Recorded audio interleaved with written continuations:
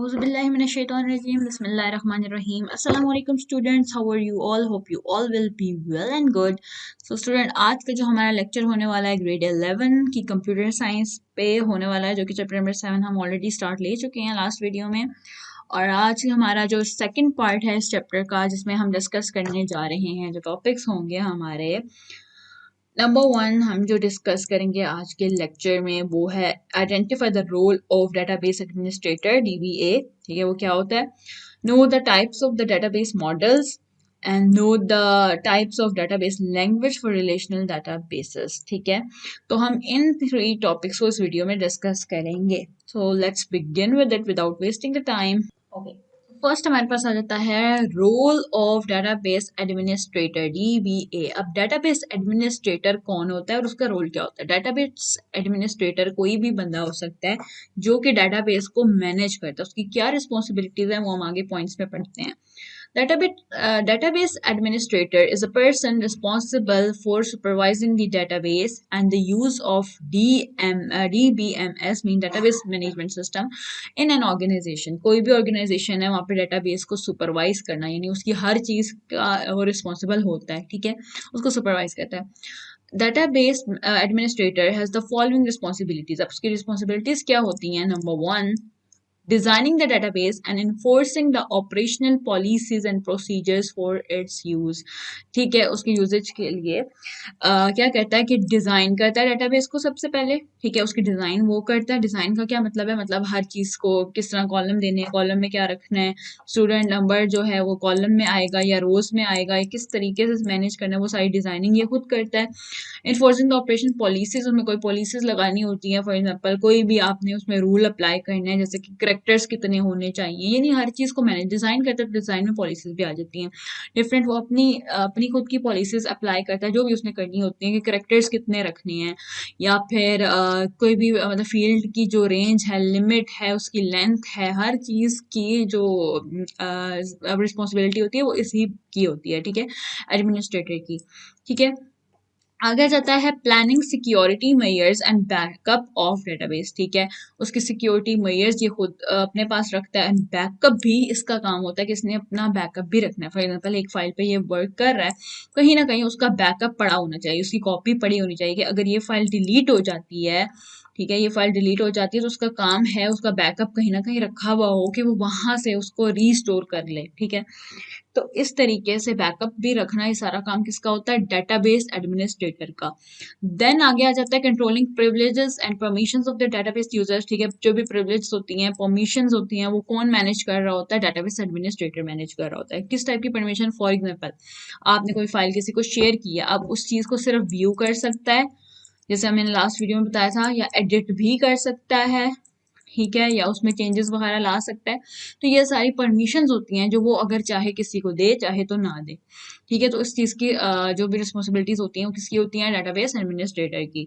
Then आगे आ जाता है allocating password to user. For example उसने एक फाइल ली, एक डेटाबेस बनाया उस पे, ठीक है, उसमें कोई ना कोई उसने पासकोड ऐड कर दिया, पासवर्ड ऐड कर दिया।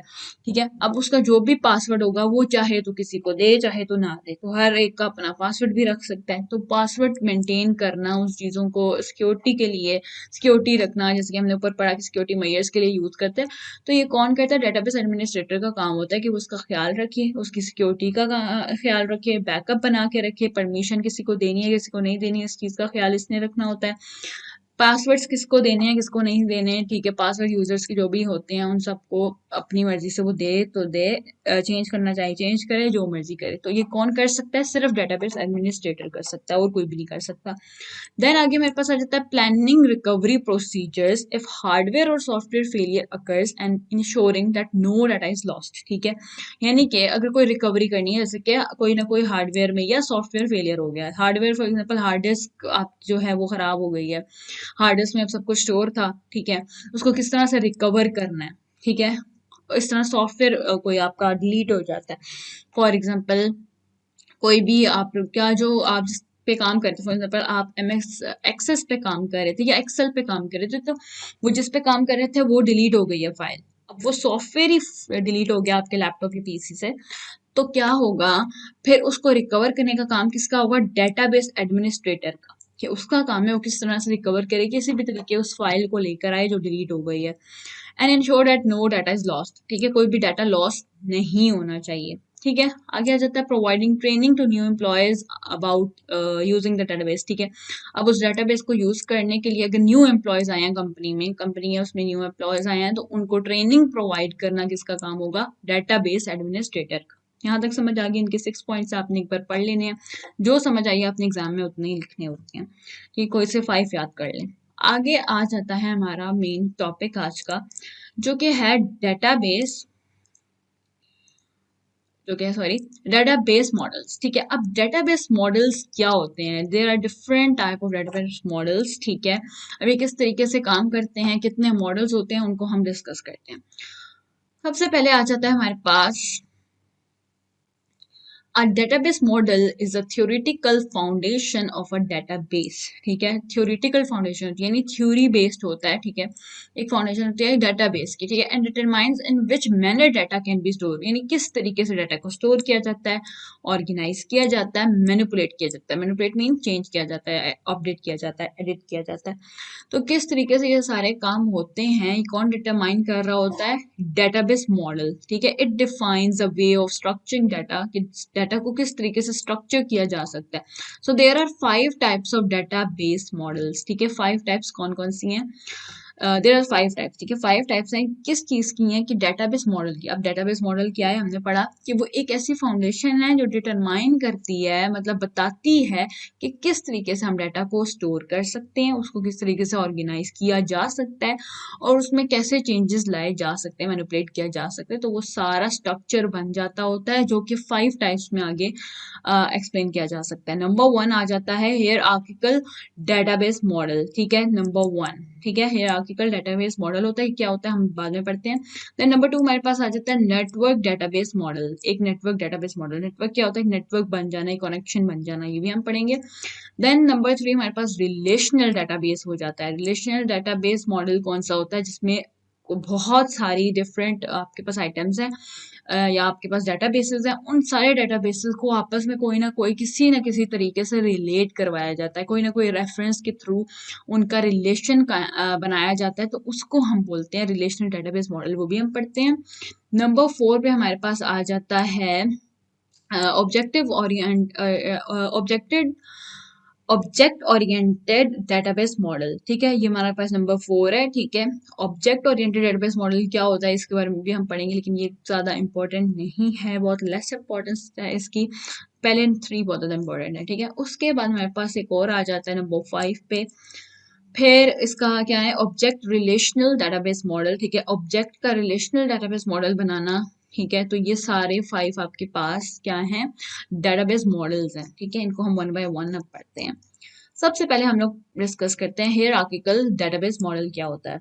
इन a hierarchical model data is organize into tree like structure, ठीक है। ट्री लाइक स्ट्रक्चर, ट्री क्या मतलब, एक लीव है, उसके नीचे एक और लीव है, ठीक है। एक लीव, फिर उसके नीचे एक और लीव आ गया, नीचे एक और लीव आ गया, यानी इस तरह एक ट्री टाइप बना हुआ होता है, ठीक है। और ट्री जैसे कि आपका कैरियर ट्री होते हैं, आपके फैमिली ट्री होता है, उसी तरह का एक ट्री बनाया जाता है, ठीक है। अब ये होता है क्या है, shown in this figure, okay. It is a logical construct with honor and subordinate relationship, क्या है ये, it is a logical construct with owner and subordinate relationship, ठीक है। क्या होता है कि एक लॉजिकल कंस्ट्रक्ट ऑनर होता है, एक इसका ऑनर होता है, उस ऑनर के नीचे सबऑर्डिनेट रिलेशनशिप्स होते हैं, ठीक है। नीचे कोई ना कोई मतलब एक सुपीरियर होता है, बाकी सारे इंफीरियर होते हैं, ठीक है। Data elements in a subordinate relationship are called members, ठीक है। अब यहाँ पे जो डाटा एलिमेंट्स होते हैं इन सबऑर्डिनेट रिलेशनशिप, यानी जो उसके ये ऑनर है, ठीक है, ये ऑनर है, ठीक है। उसके नीचे जो भी आएंगे वो सारे क्या कहलाएंगे, सबऑर्डिनेट रिलेशनशिप्स हैं, ये सारे इनके साथ जो हैं इसके क्या है, सबऑर्डिनेट रिलेशंस है इनके साथ, ठीक है। ये क्या, ये मेंबर्स हैं जिनको हम डाटा एलिमेंट्स का नाम भी देते हैं, ये डाटा एलिमेंट्स हैं, डाटा के elements, ठीक है। in a subordinate relationship are called members and those having subordinates are called owners, और जिनके subordinates हैं, यानी किसका, अब ये B और D किसका subordinate है, A का, तो A हो गया ऑनर, ऑनर किसका है, B एंड D का, ठीक है। इसी तरह अगर हम बी की बात करें, बी का सबऑर्डिनेट कौन है, सी, तो बी किसका ऑनर बना, बी है ऑनर, सी का ऑनर है। ठीक है। इस तरह डी के पास 3 लोग हैं, 3 मेंबर्स हैं, 3 सबऑर्डिनेट्स हैं, तो इसके मेंबर्स कितने हैं, डी के मेंबर्स 1 2 3 हैं, ई एफ जी, और ई एफ जी के इंडिविजुअली कौन कौन ऑनर है, ई का ऑनर कौन है, डी, एफ का ऑनर कौन है, डी, जी का ऑनर कौन है, डी। तो इस तरह से वो बात कर रहा है कि जिनके दोज दोज हैविंग सबऑर्डिनेट्स, जिनके सबऑर्डिनेट्स हैं उनको कहते हैं honours. In a hierarchical structure, subordinates can have only a single owner and there is only one data element that has no owner. ऐसा ही है। ठीक है। यानी इन hierarchical स्ट्रक्चर में क्या होता है कि जितने भी सबऑर्डिनेट्स होते हैं सबके पास एक सिंगल ऑनर होता है। यानी फॉर एग्जांपल ये है तो इसका एक ही ऑनर है बी, इसका ए ऑनर नहीं है। बेशक बी ए के साथ कनेक्ट है तो आप ये कहोगे कि ए इसका भी ऑनर है, इसका भी सी का भी ऑनर है, ऐसा नहीं है। ए जो है वो सिर्फ बी का ऑनर है, बी जो है वो खुद सी का ऑनर है। यानी कि बिल्कुल इसी तरह जैसे कि ये एम्प्लॉय है, कंपनी है, ठीक है, ये कंपनी का एम्प्लॉय है, एम्प्लॉय से ऊपर कौन हो गया, मैनेजर कर लेते हैं, ठीक है, और मैनेजर से ऊपर कौन हो गया, सीईओ कंपनी का। ठीक है। अब मैनेजर जो है वो सीईओ के अंडर काम कर रहा है और जो एम्प्लॉय है वो मैनेजर के अंडर काम कर रहा है, तो इस तरीके से ये एक सीधी बनती है। अब कभी भी सीईओ डायरेक्ट एम्प्लॉय को कांटेक्ट नहीं करेगा, ठीक है, हमेशा वो मैनेजर को कहेगा, यानी उससे नीचे वाले को कहेगा कि वो जाके बात करे एम्प्लॉय से। ठीक है। ऐसे ये सारा सीन चलता है। ठीक हो गया। और यही बात कर रहे हैं कि इन अ hierarchical structure subordinates can have only a single owner, यहाँ तक समझ आ गई। And there is only one data element that has no owner, एक एलिमेंट होता है जिसका कोई ऑनर नहीं होता, जैसे कि ए का ऊपर कोई ऑनर नहीं है, ठीक है, बल्कि वो बाकी सबका वो ऑनरशिप उसने ली हुई है, ठीक है, उससे ऊपर कोई ऑनर नहीं है। This structure is very suitable in describing many relationships in real world. ऐसा ही है, रियल वर्ल्ड के बहुत सारे रिलेशनशिप्स इस स्ट्रक्चर से डिफाइन किए जा सकते हैं। तो हम यहाँ पे एग्जांपल ले लेते हैं, जैसे उसने यहाँ पे बात की कि बहुत सारे मैनी रिलेशनशिप्स जो होते हैं रियल वर्ल्ड में भी, हम इसकी एग्जांपल ले सकते हैं। जैसे कि हमने एक एग्जांपल ले ली डिपार्टमेंट्स ऑफ एन ऑर्गेनाइजेशन, ठीक है, वो हमारा कवर हो गया। फिर हमारे टेबल्स ऑफ कंटेंट इसमें आ जाते हैं, जो भी आपके इंडेक्स पेज होता है किसी भी बुक का, तो वो भी आपका हायरार्किकल डेटाबेस मॉडल में आ जाएगा। इस तरह टाइप्स ऑफ मेमोरीज हो जाती हैं, जैसे रैम, रैम के नीचे रोम, मतलब हार्ड डिस्क होती है, हार्ड डिस्क के अंदर रैम रोम इंस्टॉल होते हैं। तो इस तरीके से हायरार्किकल डेटाबेस बहुत सारी डिफरेंट चीज़ों में आ जाता है। जैसे कि हम एक और एग्जांपल ले लेते हैं, जैसे कि हम लोग के वजीर आजम हैं, ठीक है, सबसे पहले वजीर आजम आ जाते हैं, फिर उनके अंडर वजीर आला आ जाते होते हैं, ठीक है। अब हर रीजन के अपने वजीर आला होते हैं, ठीक है, उनके नीचे जो होते हैं उन्होंने अपने बंदे रखे हुए होते हैं जो उनको वोट्स वगैरह देते हैं, उनके नीचे काम कर रहे होते हैं। तो इस तरह से पूरा एक क्या बन जाता है, हायरार्किकल डेटाबेस मॉडल बन जाता होता है। ठीक हो गया। अब हम नेक्स्ट मॉडल पे चलते हैं। नेक्स्ट मॉडल आ जाता है नेटवर्क डेटाबेस मॉडल। अब नेटवर्क डेटाबेस मॉडल के नाम से ही पता चल रहा है कि एक नेटवर्क बना रहा है। नेटवर्क क्या होता है, एक कनेक्शन बना रहा है, ठीक है। Network is nothing but the connection, ठीक है, एक कनेक्शन बन रहा होता है तो उसको हम बोलते हैं नेटवर्क। ठीक हो गया, कनेक्शन। ओके, ठीक है, connection. A network model is a logical structure in which some of the data elements can have more than one owner data element, ठीक है। यानी कि इसका क्या मतलब है, बहुत सारे डाटा एलिमेंट्स होते हैं, उनका एक से ज्यादा मॉडल भी एक से ज्यादा ऑनर भी हो सकते हैं, ठीक है, मोर देन वन ऑनर इसमें होते हैं। जबकि इसमें क्या था, इसमें एक ही मेन ऑनर होता है जिसके अंडर और ऑनर दो बन जाते होते हैं, और फिर उसके अंडर और एम्प्लॉयज और उसके अंडर और जो है लोग आ जाते होते हैं, मेंबर्स आ जाते होते हैं, जिनको हम सबऑर्डिनेट्स कह रहे हैं। ठीक है। इसमें कह रहा है कि एक से ज्यादा भी ऑनर हो सकते हैं, ठीक है। A network is a more complex structure than a hierarchical model, ठीक है। जो नेटवर्क होता है वो बहुत ज्यादा कॉम्प्लेक्स स्ट्रक्चर होता है, क्योंकि नेटवर्क है, नेटवर्क आपको पता ही है कि वो बहुत ज्यादा कॉम्प्लेक्स होता है, बहुत ज्यादा कॉम्प्लिकेटेड होता है, ठीक है, हायरार्किकल मॉडल से। ठीक है। हायरार्किकल मॉडल क्यों इजी होता है, बिकॉज उसमें एक ही ऑनर होता है। इसमें क्या होता है, इसमें बहुत सारे ऑनर होते हैं, ऑनर के भी ऑनर होते हैं, हर कोई अपना एक ऑनर बना के बैठा हुआ होता है, यानी एक से ज्यादा ऑनर भी होते हैं। A hierarchical model can be thought of as a network with some discipline imposed on it, ठीक है। यानी हायरार्किकल मॉडल जो होता है वो कुछ हद तक ठीक है। कुछ हद तक नेटवर्क से जो है इम्पोज होता है, मिला हुआ होता है, कुछ हद तक उसमें वो वाली चीज़ें जो हैं इंस्टॉल होती हैं, ठीक है। An application with which crew members aircraft routes and schedules are related in is by its nature a network model, ठीक है। मतलब जो भी आप लोगों के क्रू मेंबर्स हो गए, एयरक्राफ्ट हो गए, रूट्स हो गए, स्केड्यूल्स जो आप बनाते हो, तो ये सारे किस में आ रहे होते हैं, किसकी नेचर में आ रहे होते हैं, नेटवर्क मॉडल की नेचर में। क्योंकि क्रू मेंबर्स जो होते हैं वो भी आपस में एक दूसरे को लीड कर रहे होते हैं, तो उनके भी ओनर ज्यादा होते हैं, वन से ज्यादा ओनर होता है। एयरक्राफ्ट है तो उसका भी क्या होता है, एक से ज्यादा ऊपर ओनरशिप्स हो रही होती हैं। रूट्स अगर आप बात करें, रूट्स की भी डिफरेंट होते हैं। स्केड्यूल्स जो होते हैं, स्केड्यूल भी इसी तरह से लिए जाते हैं।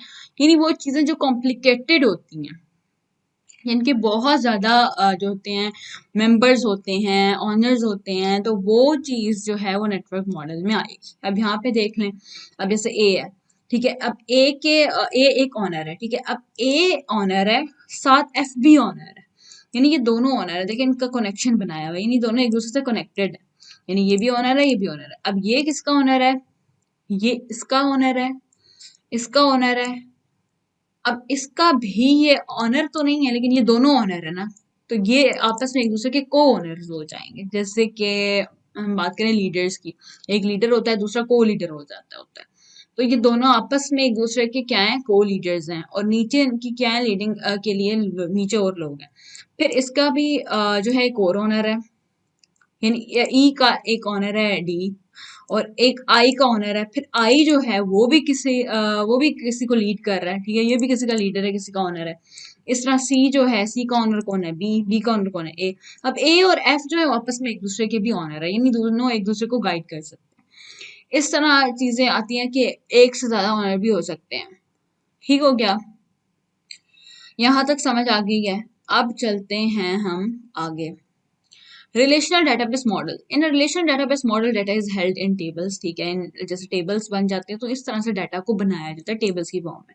And the tables are linked by means of the common fields, ठीक है। कुछ कॉमन फील्ड्स होती हैं, उनकी वजह से उनको लिंक किया जाता है। हम आगे जब हम प्रैक्टिकल करेंगे ना डेटाबेस में, तो फिर आपको सही से समझ आएगी कि बेसिकली ये कौन से कॉमन फील्ड्स की बात हो रही है। कॉमन फील्ड्स मैं आपको वैसे बताती हूँ होती क्या।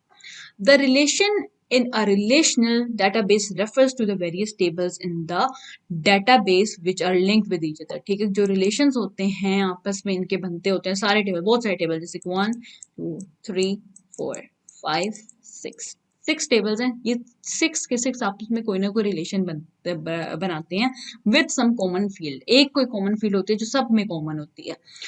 A table is a database consist of rows and column, ठीक है। टेबल में क्या होता है, रोज एंड कॉलम होती हैं। One row of the table holds one record, ठीक है। एक रो में एक रिकॉर्ड आ सकता होता है, ठीक है। और each column in the table holds one field और एट्रीब्यूट, ठीक है।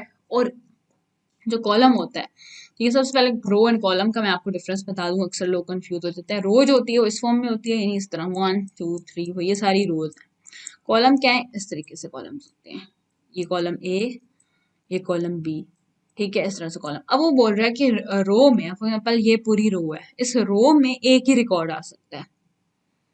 यानी कि अगर हम बात करें कि यहाँ पे मतलब जो भी रिकॉर्ड्स होते हैं वो एक ही आ सकते हैं, यहाँ पे कोई एक ही रिकॉर्ड काउंट हो सकता है ना, ऐसे ही है ना। तो वो पूरी लाइन को रीड कर रहा है, ठीक है। जबकि कॉलम में जो होता है, कॉलम जो होल्ड करता है वो वन फील्ड को होल्ड करता है, पूरी फील्ड को, यानी फील्ड आ जाएगी। फॉर एग्जाम्पल यहाँ पे स्टूडेंट आ जाएंगे, स्टूडेंट्स के नेम आ जाएंगे।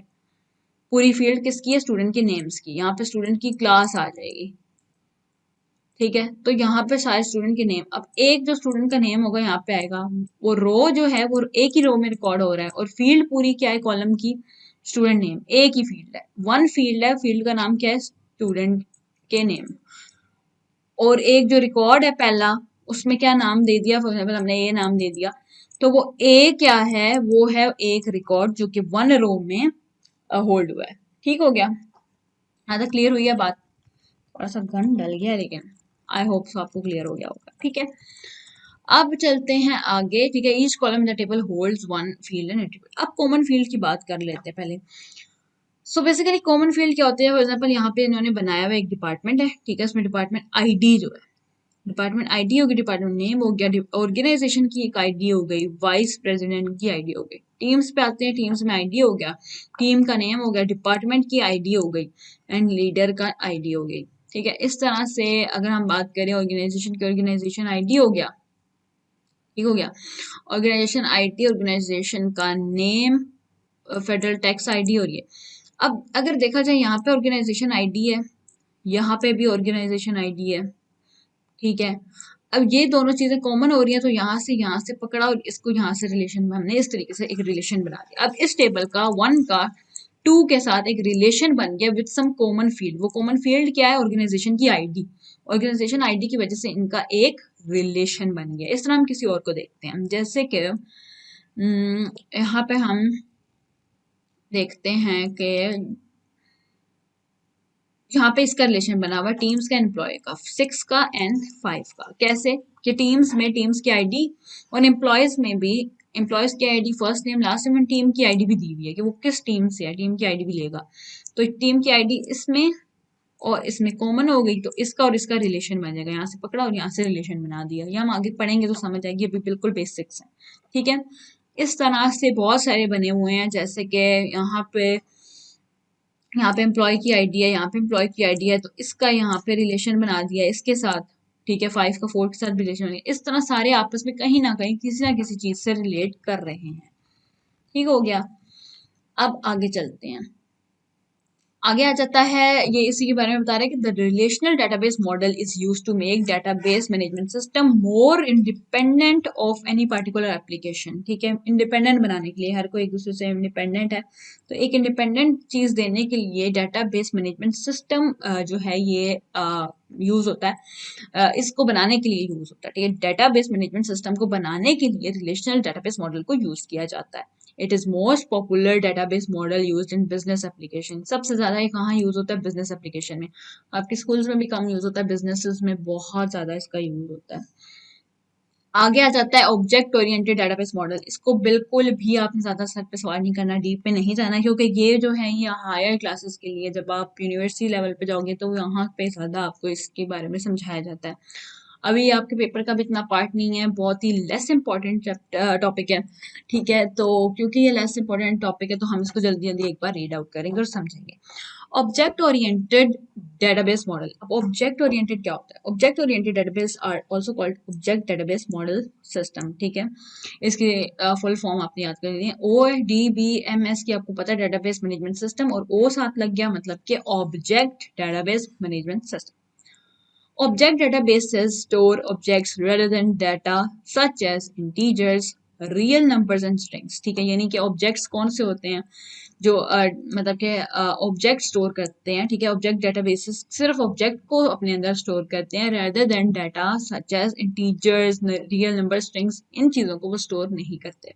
Objects are used in object oriented programming language। अब C++, जावा, C++ आप लोग पढ़ोगे ग्रेड 12 में, तो तब आप लोगों को समझ आएगी ऑब्जेक्ट्स क्या हैं, वहां पे आप समझोगे। तो हायर लेवल की चीजें हैं तो इस क्लास में आपकी इंपॉर्टेंट नहीं है, तो आपने सिर्फ इसको लेस इंपॉर्टेंस देनी है, सिर्फ थोड़ा बहुत आपने माइंड में रखना है कि इसमें ऑब्जेक्ट्स यूज होते हैं, integers, real number, string use नहीं होते। ऑब्जेक्ट्स क्या होते हैं? फॉर एग्जाम्पल ऑब्जेक्ट उसने ले लिया रेडियो। अब रेडियो की स्टेट क्या है? ऑन है। बिहेवियर क्या है उसका? टर्न ऑन हो सकता है। ऑफ पे क्या होगा? एक उसकी स्टेट ऑन है, ऑन पे क्या होगा कि टर्न ऑन हो जाएगा। ऑफ अगर करेंगे तो टर्न ऑफ हो जाएगा। करंट चैनल अगर उसका कौन सा होगा, मतलब करंट चैनल किस लिए यूज होता है? उसको ट्यून करने के लिए, चैनल चेंज करने के लिए, फ्रीक्वेंसी चेंज करते हो चैनल चेंज होता है। इस तरह वॉल्यूम बटन किस लिए होता है? इंक्रीज एंड डिक्रीज वॉल्यूम के लिए। ये एक ऐसे ही एग्जांपल दी हुई है, आपको इतनी समझ नहीं आएगी तो आपने ज्यादा इसकी डीप जाना भी नहीं है, ठीक है। बिल्कुल नॉर्मल रहें, ठीक है, नॉर्मल इसको ऊपर ऊपर से देखना है बस, ठीक है। क्या है कि ऑब्जेक्ट डेटाबेस से स्टोर करता है objects rather than the data such as integers, real number, strings, ठीक है। ये मेन चीज होगी। एंड ऑब्जेक्ट्स और objects are used in object oriented programming language. जो ऑब्जेक्ट ओरिएंटेड होती है ना, जिनमें ऑब्जेक्ट्स का काम होता है, जैसे कि C++ और जावा, तो उसके अंदर ये चीजें यूज होती हैं, बाकी छोड़ दें। Then real world objects have two characteristic that state and behaviour, यानी वो चीजें जिनकी स्टेट एंड बिहेवियर होती है तो वो जो है ऑब्जेक्ट ओरिएंटेड होती है. The object radio has 4 states and 5 behaviour and object stores it's states is variable and expose it's behaviour through functions in programming language. Functions, variables, ये सारी चीजें आप लोग प्रोग्रामिंग में पढ़ोगे, इसका पार्ट नहीं है. ठीक हो गया. ऑब्जेक्ट रिलेशनल डेटाबेस मॉडल, ये भी इसका इतना काम नहीं है यहाँ पे, लेकिन हम इसको पढ़ते हैं. An object relational database is a database management system similar to the relational क्योंकि relation का नाम आ गया तो ये भी एक relational database होता है, लेकिन object oriented होता है, but with an object oriented database. In object relational database the approach is essentially that of relational database. ठीक है, approach क्या है कि वो ज़्यादातर उसके साथ रिलेशनल डेटाबेस के साथ मिलती जुलती है. The data resides in the database and is manipulated collectively with queries in the query language. Query language में आप उनकी क्यूरीज को कलेक्ट कर सकते हो, मैनिपुलेट यानी चेंज कर सकते हो, तो ये सारी चीज़ें उसमें आ जाती होती हैं. आगे मेन हमारा टॉपिक स्टार्ट होता है कौन सा, कि डेटाबेस लैंग्वेजेस क्या होती हैं. ये इंपॉर्टेंट है. अब हम इसको पढ़ते हैं, ये बहुत इंपॉर्टेंट है, पेपर में आता है, लॉन्ग में आता है. ठीक है, याद रखना है, लॉन्ग में आते हैं, इनके सबको आपको अलग अलग डिफाइन करना होता है, 1 by 1. 3 है हमारे पास. ठीक है, डेटाबेस लैंग्वेजेस क्या होती हैं. डेटाबेस लैंग्वेज क्या होती हैं, हम इनको पढ़ते हैं. 3 लैंग्वेजेस हैं. नंबर 1 पहले हम बात करते हैं एसक्यूएल क्या है. Structured query language is a standard language for assessing and manipulating databases. Database को असेस करने के लिए या उसको चेंज करने के लिए, मैनिपुलेट करने के लिए जो लैंग्वेज, एक स्टैंडर्ड लैंग्वेज यूज होती है जिसको हम कहते हैं एसक्यूएल. बहुत नाम सुना होगा आपने. इसकी फुल फॉर्म क्या है, स्ट्रक्चर्ड क्यूरी लैंग्वेज. याद रखनी है, एमसीक्यूज में बहुत ज्यादा आती है. There are 3 types of SQL languages for relational database. जो रिलेशनल डेटाबेसेस होते हैं उनके लिए 3 टाइप्स की एसक्यूएल लैंग्वेज है. Number 1 data definition language, number 2 data manipulation language, number 3 data control language. हमें क्या क्या होती है, 1 by 1 हम इनको पढ़ते हैं. अब सबसे पहले हमारे पास आती है data definition language. Data definition language क्या होती है, इसकी शॉर्ट फॉर्म क्या है, डीडीएल. ठीक है, डीडीएल यानी data definition language is the computer language for defining different data structures. Different data के जो स्ट्रक्चर्स होते हैं उनको डिफाइन करते हैं, क्योंकि डेफिनेशन है तो डिफाइन ही करेगी. ठीक है, डिफाइन करने के लिए डेफिनेशन से ही निकला कि वो डिफाइन करती है किसको, डाटा के स्ट्रक्चर्स को. डीडीएल यानी कि डाटा डेफिनेशन लैंग्वेज स्टेटमेंट्स जो होती हैं क्या करती हैं, क्रिएट करती हैं, मॉडिफाई करती है and remove data object such as tables. Tables हो गए, इस तरह बहुत सारी चीज़ों को वो रिमूव करने के लिए यूज होती है. Some important task of DDL are, इसके क्या इंपॉर्टेंट टास्क होते हैं. Number 1 to create objects in a database model. आपके डेटाबेस मॉडल जो होते हैं उनमें ऑब्जेक्ट्स क्रिएशन के लिए हम यूज करते हैं डेटा डेफिनेशन लैंग्वेज को. To alter the structure of database, alter उसमें कोई चेंजेस लानी है, अपडेट करना है, तो उस स्ट्रक्चर को अपडेट करने के लिए, ऑल्टर करने के लिए किसको यूज करते हैं, डीडीएल को. ठीक है, डाटा डेफिनेशन लैंग्वेज को. ठीक है, to delete objects from the database, अगर डिलीट करना है ऑब्जेक्ट को, किसी भी ऑब्जेक्ट. ऑब्जेक्ट क्या है, ऑब्जेक्ट यहाँ पे आप ले लें, टेबल्स हो गए आप लोगों के, टेबल्स. ठीक है, रोज, कॉलम्स. तो इनको चेंज करने के लिए जिस लैंग्वेज का यूज होता है वो है डीडीएल. डीडीएल लैंग्वेज से आपने कंफ्यूज नहीं होना है, कोई इस तरह लैंग्वेज नहीं है, but it is to create, modify और remove data object such as tables. ठीक है, इन चीजों को रिमूव करने के लिए, मॉडिफाई करने के लिए, क्रिएट करने के लिए हम यूज करते हैं. बेसिकली डाटा डेफिनेशन लैंग्वेज जो होती है वो कोई इस तरह की लैंग्वेज नहीं है, ना कोई ये सॉफ्टवेयर है ना हार्डवेयर है. ये कोई सॉफ्टवेयर नहीं है, बल्कि ये एक स्पेसिफिक एरिया को नाम दे दिया जाता है. जैसे कि एक टेबल है. ठीक है, एक टेबल है, वहां पे आपने कोई चीज क्रिएट की है. फॉर एग्जांपल आपने वो ऑब्जेक्ट क्रिएट किया जिसका नाम आपने दे दिया है, कोई कंपनी का नाम दे दिया. ठीक है, कंपनी या स्कूल का नाम दे दिया, कुछ भी आप ले सकते हैं. ठीक है, तो वो एक आपने क्रिएट कर लिया ऑब्जेक्ट. अब उसके अंदर आपने डिफरेंट स्ट्रक्चर बनाए, आपने उसमें टेबल बनाया. ठीक है, उसमें कॉलम दिए, उसमें रोज दी. ठीक है, उसके अंदर फिर आपने जो भी चीज़ क्रिएट करनी है, जो भी चीज़ लिखोगे, जैसे कि कंपनी है तो एम्प्लॉय का आईडी नंबर, एम्प्लॉय की आईडी, एम्प्लॉय का नेम, एम्प्लॉय का रोल, ठीक है। तो वो सारी चीज़ें क्या होंगी डेफिनेशन में, यानी आप डिफाइन कर रहे हो बेसिकली ये क्या है, उसकी आईडी क्या है, उसकी कंपनी का नेम क्या है। तो ये सारी चीज़ें डिफाइन हो रही हैं, क्रिएट हो रही हैं, ठीक है। वहाँ से अगर आप कोई चीज़ डिलीट कर रहे हो किसी ऑब्जेक्ट को, तो वो सारा डेफिनेशन में जा रहा होता है, कि नहीं वो आप डाटा को डिफाइन कर रहे हो। तो इसलिए इसे बोलते हैं डाटा डेफिनेशन लैंग्वेज। फिर आगे आ जाता है data manipulation language. Manipulation language क्या है? Statements are use to manage और मैनिपुलेट दी डाटा, ठीक है। मैनेज किया जाता है, मैनिपुलेट किया जाता है डाटा को, जहाँ पे डाटा को मैनिपुलेट किया जाता है, चेंज किया जाता है, मैनेज किया जाता है, सीक्वेंस प्रोवाइड की जाती है, जिस तरह भी किया जाता है। तो उस प्रोसेस को हम कहते हैं डाटा मैनिपुलेशन लैंग्वेज, ठीक है। Some examples of data manipulation language task are to retrieve data from the database. ये डेटाबेस से अगर डाटा आपने रिट्राइव करना है, कहीं से लेके आना है, कहीं से आपने सर्च करना है, सर्च करके फाइंड कर लो, या जिस भी तरीके से आप किसी मेथड से फाइंड कर सकते हैं। तो वो फाइंड जब आप करते हो तो उसको हम बोलते हैं मैनिपुलेशन, ठीक है, डाटा मैनिपुलेशन लैंग्वेज।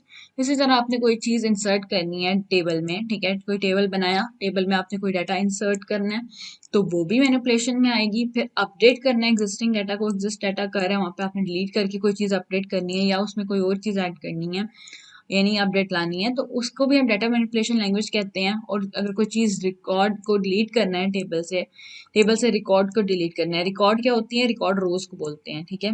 ये एक और चीज़ आपने याद रखनी है इस पूरे चैप्टर में, चैप्टर 7 चैप्टर 8 में, कि रिकॉर्ड्स जो होती हैं वो क्या होती हैं? वो रोज होती हैं, ठीक हो गया। और एट्रीब्यूट्स या फील्ड्स का वर्ड आपके साथ बहुत ज़्यादा यूज होगा। एक होता है एट्रीब्यूट्स, या फिर वर्ड यूज होता है फील्ड्स, तो वो होते हैं कॉलम्स, ठीक है, वो कॉलम्स के लिए यूज होता है। इन दोनों चैप्टर में ही बहुत ज्यादा यूज होगा। तो to delete the records from the table, अगर रिकॉर्ड्स यानी कि रोज अगर आपने डिलीट करनी है, तो उसके लिए भी हम डाटा मैनिपुलेशन लैंग्वेज का ही यूज करते हैं, यानी उसका नाम देते हैं। देन लास्ट हमारे पास है data control language. Data control language यानी कि कंट्रोल करते हैं, controlling of the data. A user can access the data based on the privileges given to him. जो भी प्रिविलेज उसको दी जाएगी, यानी कि अगर वो एडिट कर सकता है तो एडिट कर लेगा, अगर उसको एडिट करने का ऑप्शन नहीं दिया हुआ, उसको सिर्फ व्यू करने का ऑप्शन दिया हुआ, तो सिर्फ वो व्यू ही कर सकता है। आगे चलता है to allow specified users to perform specific task, ठीक है। क्या होता है इसमें? यानी टास्क कौन कौन सा ये कर सकता है कि उसको जो स्पेसिफिकली यूजर को अलाउंस दी हुई होती है कि वो स्पेसिफिक टास्क कर सकता है उसके साथ, या फिर उसको डिसअलाउ किया हुआ होता है स्पेसिफाइड यूजर को। कुछ स्पेसिफाइड यूजर होते हैं, पर्टिकुलर यूजर होते हैं, उनको ही सिर्फ डिसअलाउ या अलाउ किया हुआ होता है कि बस वो ही देख सके, वो ही सीन कर सके, वो ही यूज कर सके फ्रॉम परफॉर्मिंग स्पेसिफिक टास्क, ठीक है। फॉर एग्जाम्पल हमारे पास ए है, बी है, सी है। अब मैंने एक फाइल ली, मैंने वो फाइल सी के साथ भी शेयर की, बी के साथ भी शेयर की, और मैंने ए के साथ भी शेयर की। ए को मैंने प्रिविलेज दी कि सिर्फ वो व्यू कर सकता है, एडिट नहीं कर सकता। बी को मैंने दी कि वो व्यू भी कर सकता है, एडिट भी कर सकता है, ठीक है। और सी को मैंने सेंड तो कर दिया, लेकिन मैंने उसको ऑप्शन ये दिया ना वो व्यू कर सके ना वो एडिट कर सके, लेकिन उसको सेंड हो गई है, ठीक है। अब मैं जब चाहूँ मैं उसको प्रिविलेज दे दूं कि वो व्यू कर सके या एडिट कर सके, ठीक है। तो इस तरह हो सकता है कि आप उसको अलाउंस दे सकते हो या उस चीज़ को डिसअलाउ कर सकते हो कुछ स्पेसिफिक यूजर्स के लिए, ठीक है, या फिर सबके लिए व्यू कर दो या सबके लिए एडिट कर दो, तो वो आपके ऊपर डिपेंड करता है। देन हमारे पास आ जाए तो कैंसिल प्रीवियसली ग्रांटेड और डिनाइड परमिशन। जो पहले परमिशन दी है, जैसे मैंने ए को व्यू करने की परमिशन दी है, मैं उस चीज़ को भी कैंसिल कर सकती हूँ, मेरे पास ये अथॉरिटी है। तो ये कैंसिल करना, ये प्रिविलेज प्रोवाइड करना, तो ये सारा किसका काम होता है? डाटा कंट्रोल लैंग्वेज का, ठीक है। तो ये 3 लैंग्वेजेस हैं, ठीक है। तो ये आपने याद कर लेनी है कि डाटा डेफिनेशन लैंग्वेज में कौन कौन से पॉइंट्स आ गए, फिर डाटा मैनिपुलेशन लैंग्वेज में कौन कौन से पॉइंट्स हैं, एंड डाटा कंट्रोल लैंग्वेज में कौन कौन से पॉइंट्स हैं। आई होप तो यहाँ तक आपको क्लियर हो गया होगा। नेक्स्ट टॉपिक जो है हम अपनी नेक्स्ट वीडियो में डिस्कस करेंगे। आज का लेक्चर जो है बहुत बेसिक था, ठीक है, पूरा थ्योरी बेस्ड था। आई होप सो आपको समझ आ गया होगा। अगर वीडियो अच्छी लगी है तो वीडियो को लाइक करें, ठीक है, चैनल को सब्सक्राइब करें ताकि आपको साथ साथ हमारी आने वाली वीडियोस मिलते ही रहें, एंड इस चैनल के साथ जुड़े रहें, अपने फ्रेंड्स के साथ शेयर करें, एंड कमेंट सेक्शन में आपको जो भी क्वेश्चन पूछना है आप ज़रूर पूछ सकते हैं, ठीक है। तब तक के लिए अल्लाह हाफिज़।